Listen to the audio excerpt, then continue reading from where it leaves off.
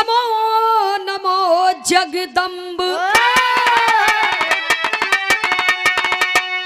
भक्त जनों के काज हित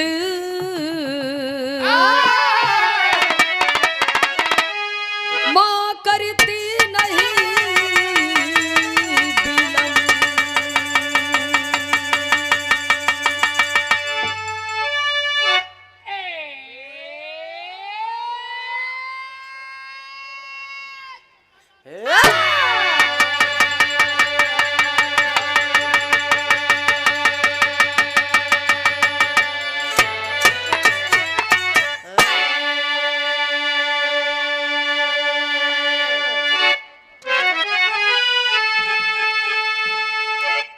जय जय माता सरस्वती अब जय जय गुरु उपदेश जय किसान जय जय जवान कि भाई जय जय भारत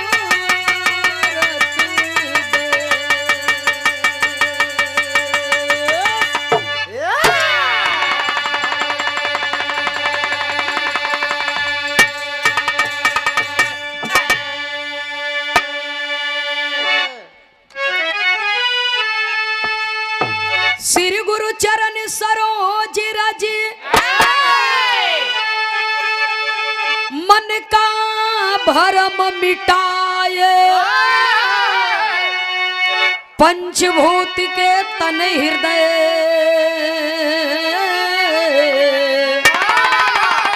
हे स्वामी ज्ञान का दीप जला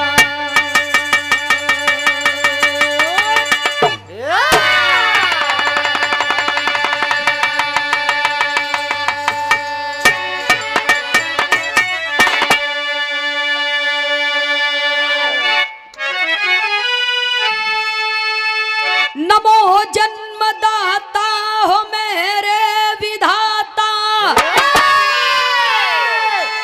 बनाता जो नाता लहू को नमामि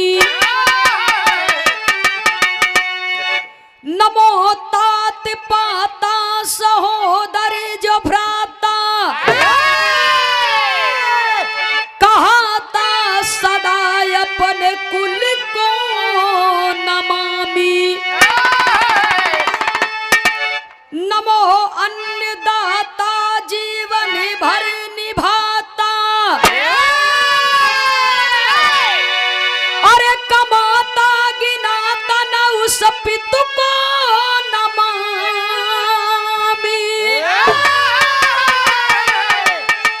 नमो माँ की ममता में करुणा की समता क्षमता न सागर उस माँ को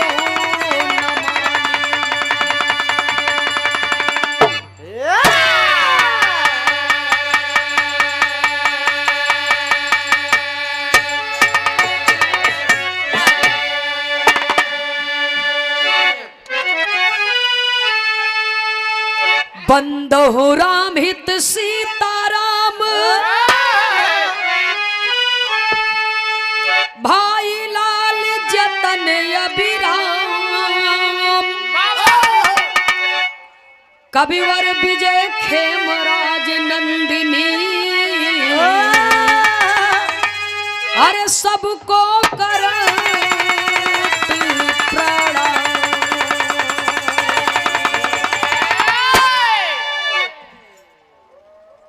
सूरदास जी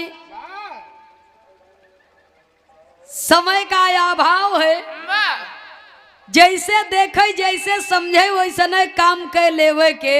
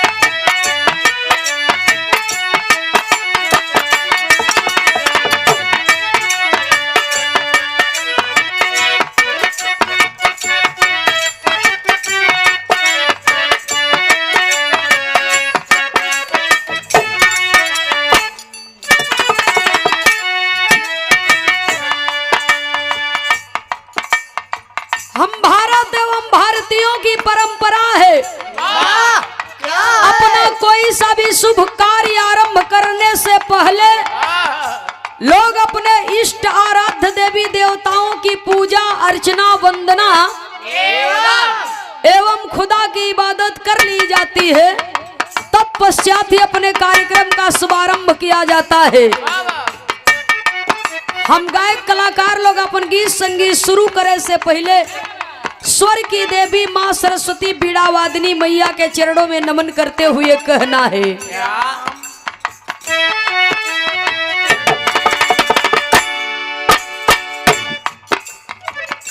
हे बीड़ा वाली, बीड़ा वाली हमारी मैया हो,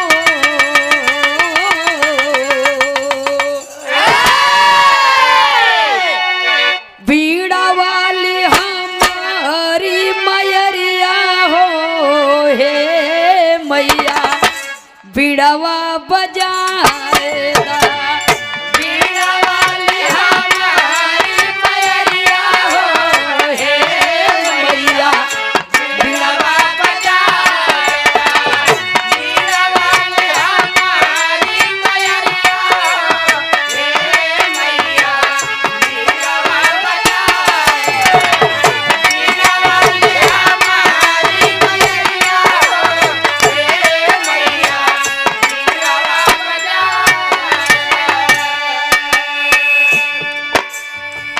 नाही धूप दीप बाटे नाही अगरबत्तिया, नाही धूप दीप बाटे नहीं अगरबत्तिया।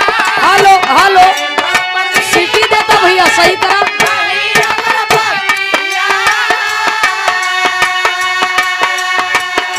कैसे उतारी माई, कैसे उतारी माई, कैसे उतारी माई तोहरी अरतिया, कैसे उतारी माई तोहरी अरतिया, कैसे उतारी माई तोहरी अरतिया।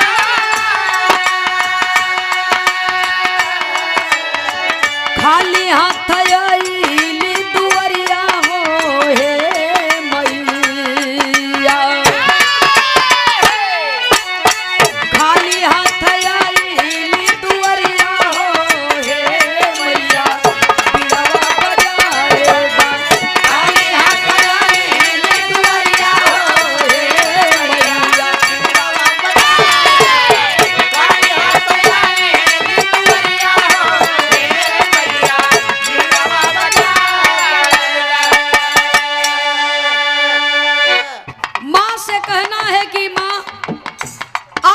आशीर्वाद में ज्ञान और सत्य की ज्योति 24 घंटा जलती रहती है।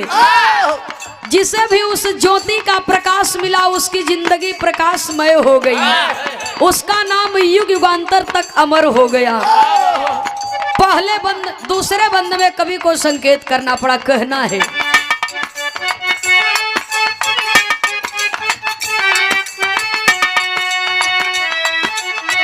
दुनिया के चाहिए माई अन धन खजाना, दुनिया के चाहिए माई अन धन खजाना, दुनिया के चाहिए माई अन धन खजाना।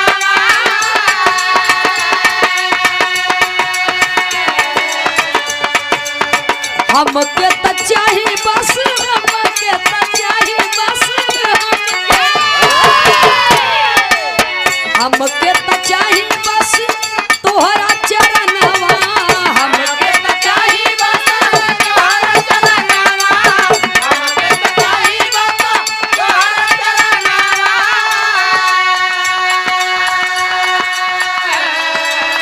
रात दिन पूजा पैरिया हो, हे मैया,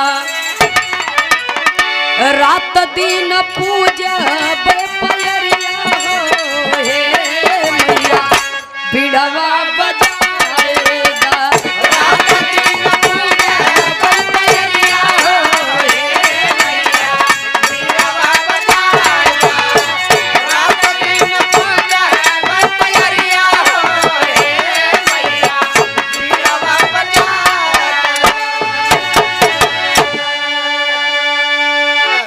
जन्मदायिनी माँ के चरणों में नमन करते हुए, स्वरदायिनी माँ के चरणों में नमन करते हुए, माई का वंदना जिंदगी भर करत रहबा ना ओराई। एक ही लाइन में समाप्त हो जाती है भजन। केवल मन से नाम लेना है, पूरे तन्मयता के साथ में माँ की सेवा करनी है। तो ये दुनिया में बाबूजी प्रथम गुरु अपनी जन्मदायिनी माँ, और द्वितीय गुरु जो अक्षर का ज्ञान दिलाते हैं, और तीसरे गुरु सतगुरु जो जीवन की नैया की भव सागर की गहरी नदी से पार करते हैं। तो भजन के अंतिम लाइन में कवि को संकेत करना पड़ा। भजन के लय बदल के मास्टर साहब कहना है,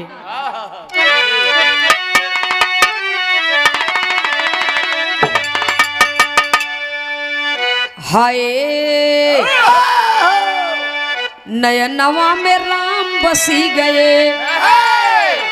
राम राम ई मत सोचा एक कई राम है धरती पर रहें।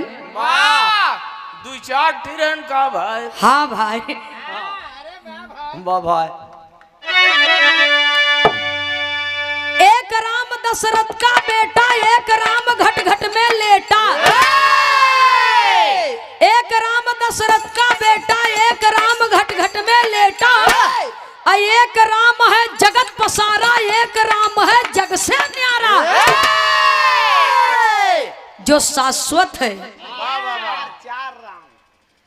जो शाश्वत है, जो श्वास श्वास में समाया है, शरीर के भीतर। जब तक वो राम बा तब तक ही बोला था। जौने दिन वो राम निकल जाये वो दिन ही मरा मरा हो जाये।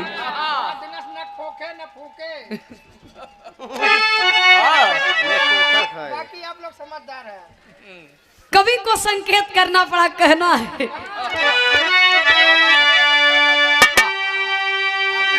रामा रामा रामा रामा यारे मोरे रामा, नयनवा में राम बसी गए।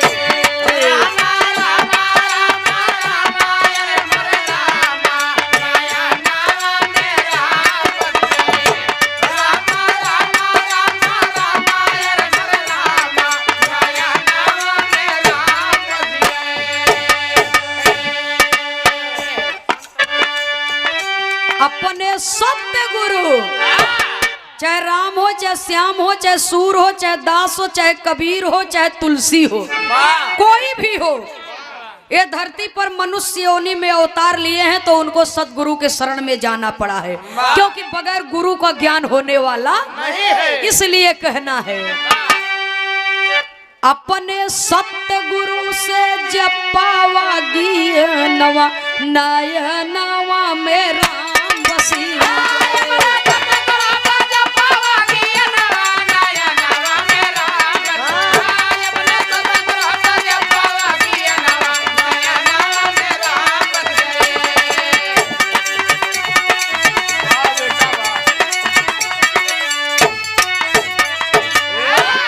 सदगुरु में शक्ति बाटई, कह गए दास पुकारी जी। बलिहारी गुरु हमें बताए, सदगुरु में शक्ति बाटई, कह गए दास पुकारी जी। बलिहारी गुरु हमें बताए, दिए इशारा भारी जी।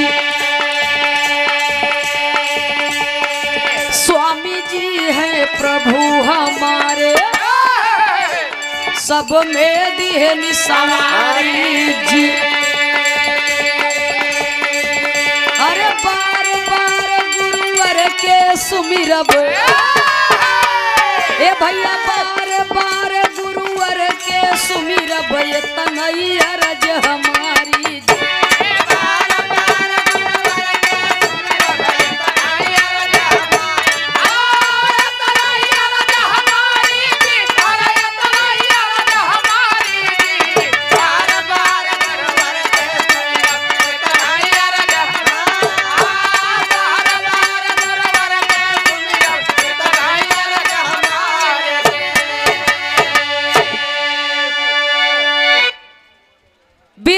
दुनिया में एक ऐसा नाम है कि चाहे किसी भी अखाड़े का कलाकार हो, लास्ट में उन महापुरुष का नाम आता ही है, जिनका नाम है बिरहा जगत में स्वर्गीय दद्दा पंधारी यादव। वाह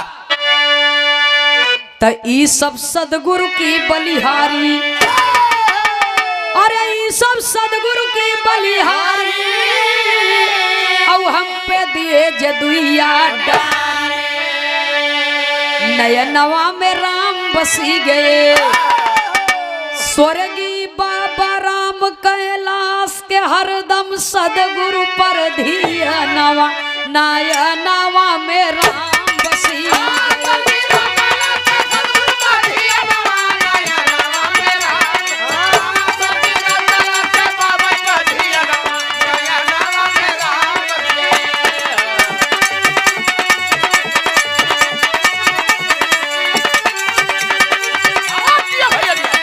जय हो जय हो जय हो।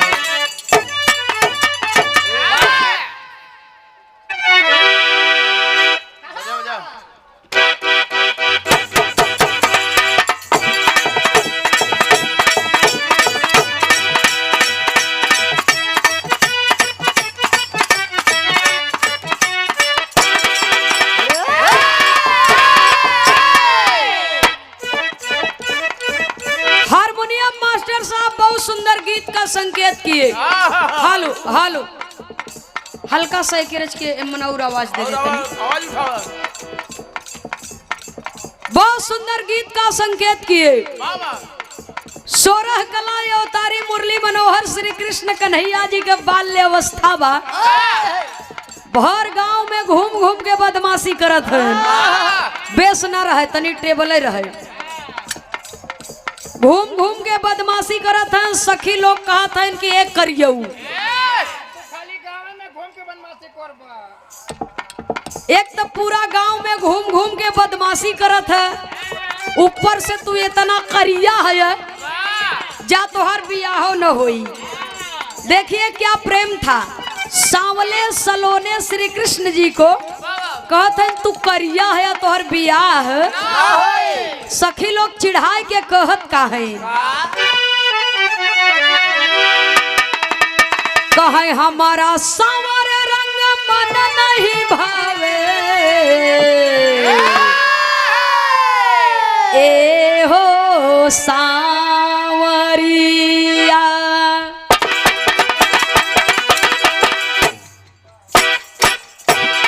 हमारा सांवर रंग मन नहीं भावे, ए हो सांवरिया,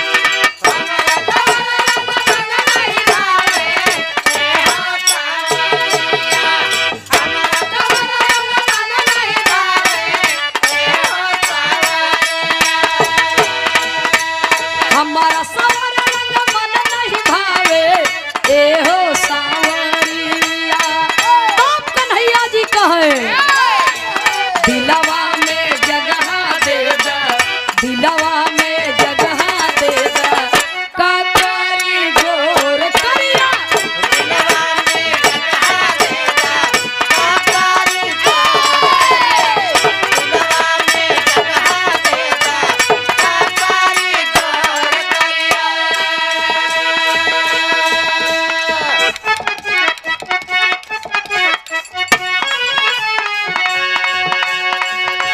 एक दुल्ही अपने दुल्हा के भक्ति से हैरान बा,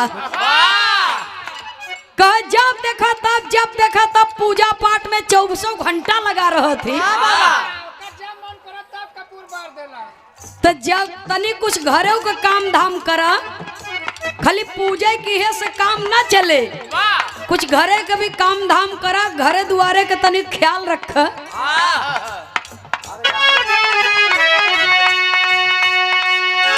दुल्हन समझावत बा अपने दुल्हा के मानत नहीं बा, तब अपने सखी से बतावत, बताए के कहत का बा,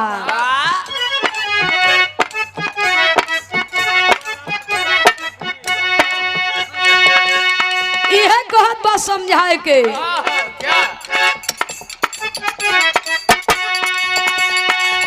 रहेलीन सखी रे नवदीन सखी रे, रहेलीन सखी रे नवदीन सखी रे, रहेलीन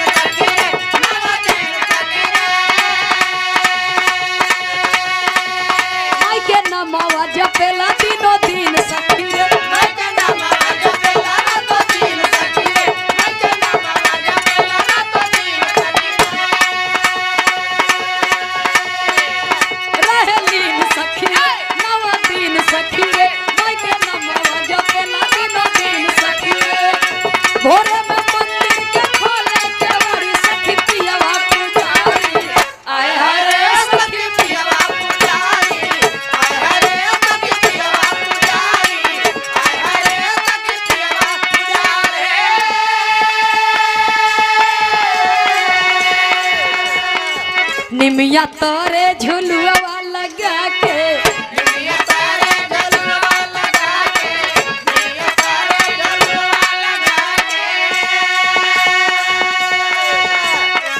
हमरा के अपने संगे बैठा के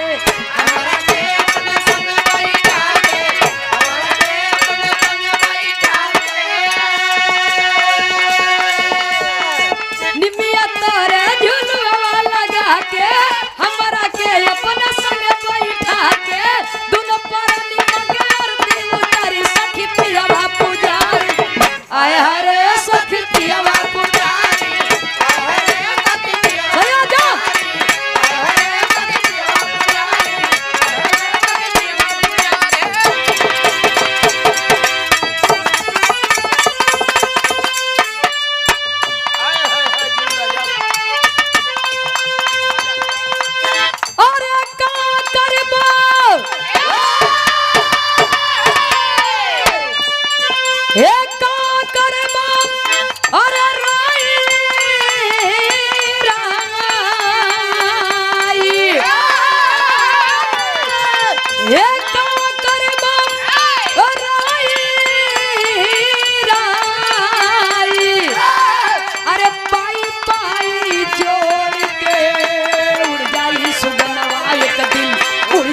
सुगनवा पिजड़वा के